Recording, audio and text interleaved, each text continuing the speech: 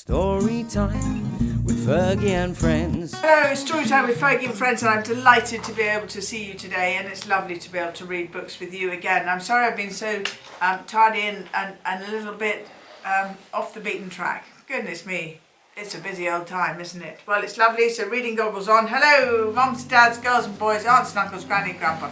This is Fergie and it's story time with Fergie and friends. Now, all the way over the oceans, and you went all the way over the seas, and you went in your ferry boat, and I call you ferry boat, ferry friend.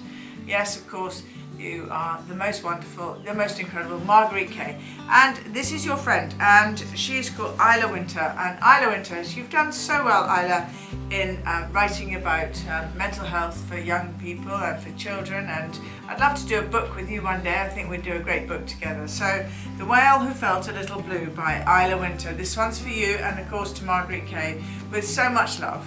Here we go. The Whale Who Felt a Little Blue, Isla Wynter. Here we go. And you know what? This book is dedicated to all the wonderful people who helped me when I was feeling blue. Most of the time, Luca, the blue whale, is very happy. He often goes for swims with his best friend Jenny, the sperm whale. Let's go play with the crabs. Whew, fun. Sometimes, though, he doesn't feel very happy. I'm sad, he says. Sometimes it feels like he's the only whale. Hello, in the entire ocean. Hello.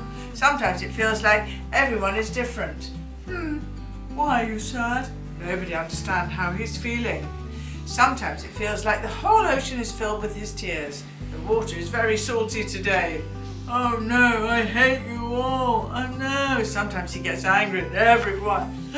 Sometimes everything looks black and white. I know how he feels. On those days, Luca doesn't know what to do with himself. Everything is boring and nothing makes him happy. Not even talking to his friends. Want to play? Jenny doesn't know how to help her friend. She swims to the ocean's wisest mermaid who always knows what to do. Luca gets very unhappy. Jenny says he doesn't want to play, and sometimes he cries. How can I make him better?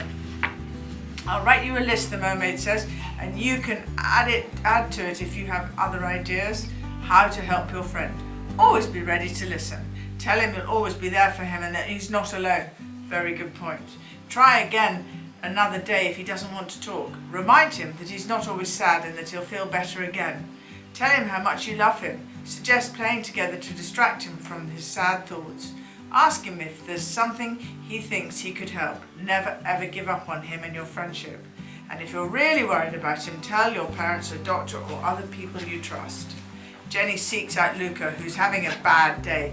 The blue whale is hiding behind a cliff, but Jenny doesn't let that stop her. She wants to help her friend. Do you want to talk? Jenny asks. Luca doesn't reply, but he looks a little less sad now that Jenny's there. After a while, Luca wipes off his tears. Thank you for staying with me. It's good to know that I'm not alone. What would you say to a game of boat bumping? Jenny asks.